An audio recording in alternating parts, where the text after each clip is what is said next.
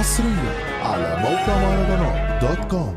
انا كل يوم مخنوق، قالوا لي فرحوا دول قالوا احنا في دارك وقد عملوا كلهم يبعدنا عنكم الله يا عيال مريضة وضالة، يبعدنا عنكم الله يا عيال مريضة وضالة، ده أقرب مليك بيخون.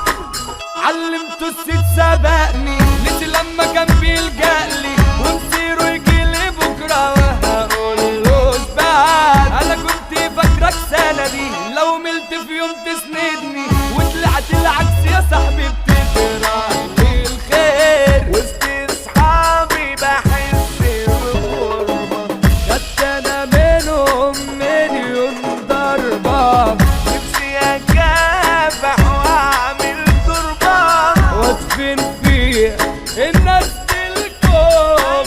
كل الناس ما بقوا سالكين، حتى اصحابنا بتوع السين العوش مال وعيال لايظين، ونضاف بس حوالي كام يوم، ونضاف بس حوالي كام يوم. والبت اللي انا حبيتها مش عايز اسمع سيرتها من كتر كلامها ليا انا مليت، فاكراني اسمع كلامها دلوقتي تشوف تمامها، ومليش انا في الحنية انا اتهريت. اصل انا مش اي واحد خد شوكولاتتك دي ساحل، شكلك دي غلط انا مش دبوب، وبلاش تاشي عليا ما بجيش انا بالحنية، ويا ريتني ما جبت هدية انا عندي ضيوف. فاكراني اسمع كلامها دلوقتي تشوف تمامها،